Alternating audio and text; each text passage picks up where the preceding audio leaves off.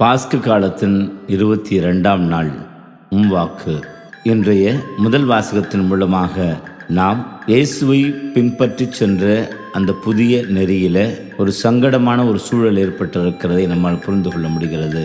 யூத கலாச்சாரமும் புதிய வழிமுறையும் என்று சொல்லி இயேசுவை பின்பற்றுகிறவர்களை கலங்கடித்து கொண்டிருக்கிற வேளையில கடவுள் புதிய புரிதலை அவர்களுக்குள் ஏற்படுத்தி சட்ட சம்பிரதாயங்கள் எல்லாம் உங்களுடைய யூத கலாச்சாரத்தோடு தொடர்புடையவை, இந்த புதிய நெறிக்கு அப்பாற்பட்டது என்று சொல்லி பேதுரு மற்றவர்கள் மூலமாக எப்படி விருத்த சேதனமற்றவர்களுடைய இல்லங்களுக்கு சென்று அவர்களுக்கு எவ்வாறு திருமுழுக்கு கொடுக்கலாம் என்று அவர்கள் வினா எழுப்பின போது தனக்கு கொடுக்கப்பட்ட காட்சியில தீட்டானது எதுவும் இல்லை, அனைத்தையும் உண் என்று சொல்லி ஆண்டவரிடமிருந்து வெளிப்பட்ட செய்தியை உணர்ந்து, இதோ எனக்கு குறிக்கப்பட்ட இடத்திற்கு சென்று இல்லத்திற்கு சென்று நீயும் உன் வீட்டாரும் திருமுழுக்கு பெறுவீர்கள் என்று சொல்லி அவர்களுக்கு திருமுழுக்கு அளித்து வந்திருக்கிறேன். இது இறை வெளிப்பாடு என்று வெளிப்படுத்துவதையும், மேலும் நம்முடைய வாழ்வில் இன்று நிகழ்வின் மூலமாக சட்ட சம்பிரதாயங்கள் மரபுகள் என்று சொல்லி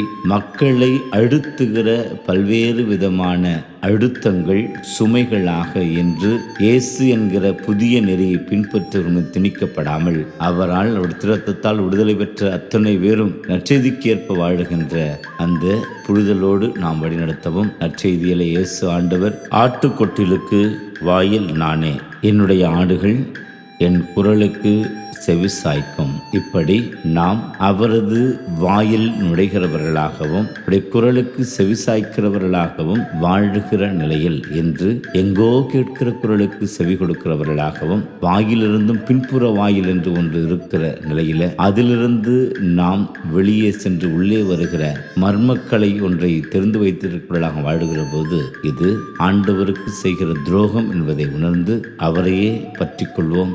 அவர் குரலுக்கு செவிசாய்ப்போம். அல்லேலூயா.